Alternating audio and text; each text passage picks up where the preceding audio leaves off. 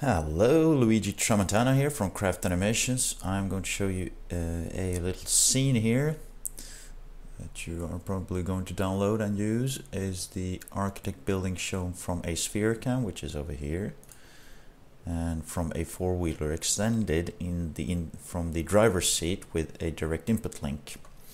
And if we have a look at this rig here, it's quite simple. It's a car, and we have a direct input link attached to this car. Here it's quite small. It's this little box right there. Well, it's there. And then on top of that we have this motion filter cam that I will be looking through, and the direct input link now is bound to my left thumbstick, the z-axis rotation, so I can have a look around up and down and to the sides. And on top of that I have the motion filter cam to give this organic feel to everything, so that it's not stuck to the driver's seat like iron or something. It's a head wobbling around. And then the SphereCam here consists of a 1D positioner and a SphereCam. And as we see here, if we have a look at the scene graph, we have the 1D positioner here, and it has an actuator mesh. You have to look at the other tutorials on these specific tools, of course, to understand what I'm talking about if you are confused somewhere. On top of that, as a child, is an actuator mesh, and on there we have the target mesh of the SphereCam, which the SphereCam follows. And on top of that, or underneath that, we have the SphereCam itself. And we can also have a look at the hierarchy for the motion filter cam direct input link here. And I know it's attached to the linked parented, depending on which software you use. It's parented to the exterior here and the high poly mesh of this car that I have rigged. And then you have the direct input link relative cage mesh attached to that, and the actuator mesh to that, and on that there is the direct input link camera.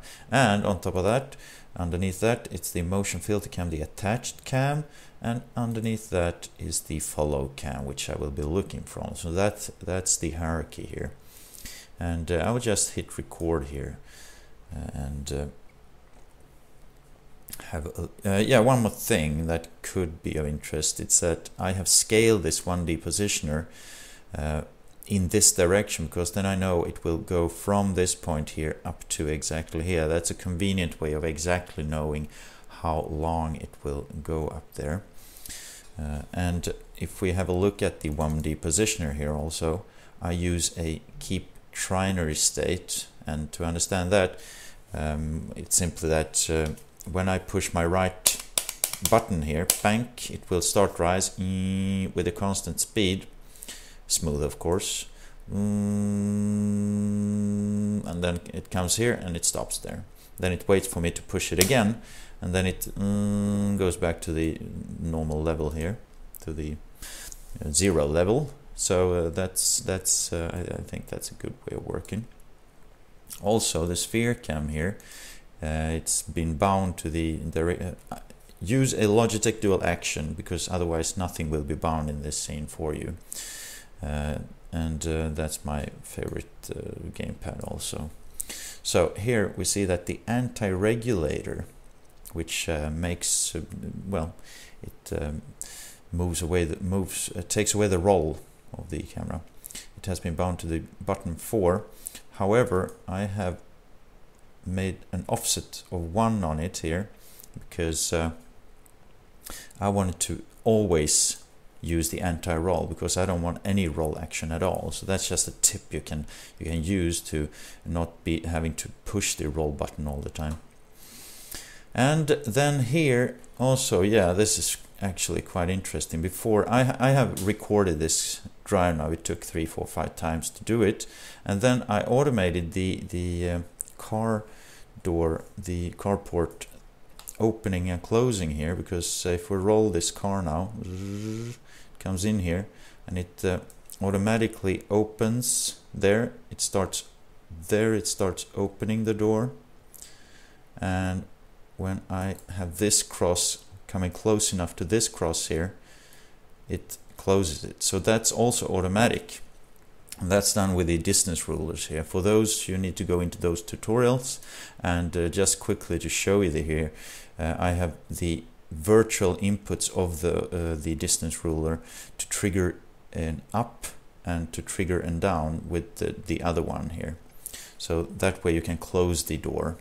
It doesn't work the other way around, unfortunately. But anyway, so to manage to keep the time here, I will actually just jump into the follow cam of the motion filter cam, and let's hide all of the low polys here, the craft stuff, and just keyframe the direct input link and motion filter cam right now. So those are the only ones that are being simulated right now. And I hit record here, bang, and we are driving like that. So I'm just looking around, have a look in the car, start driving here.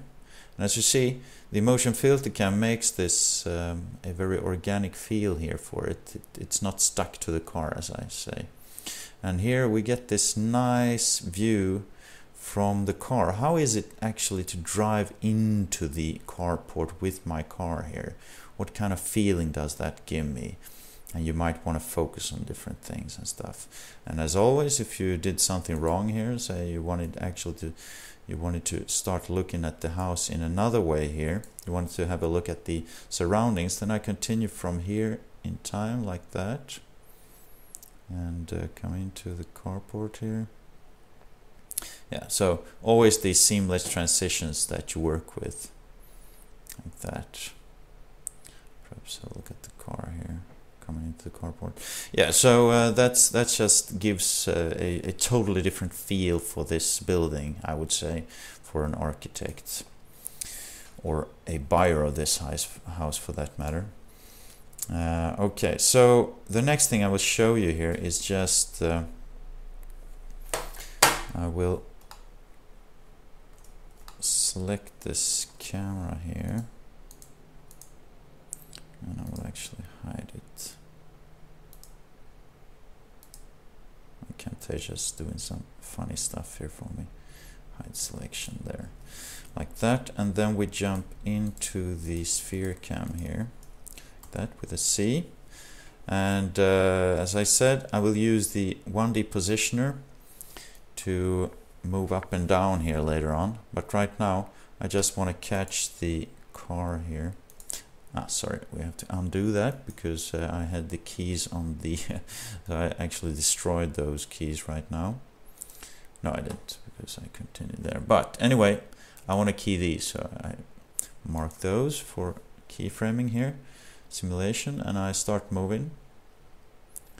And I just move around the house here, go in a little closer here, so that we can catch the car coming in here, like that.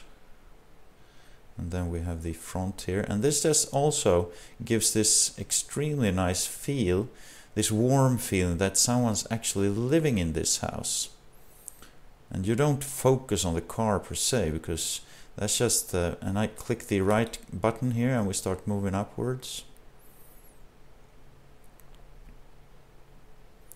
like that, so that we get a nice view of the whole house here. This could go even slower if you like.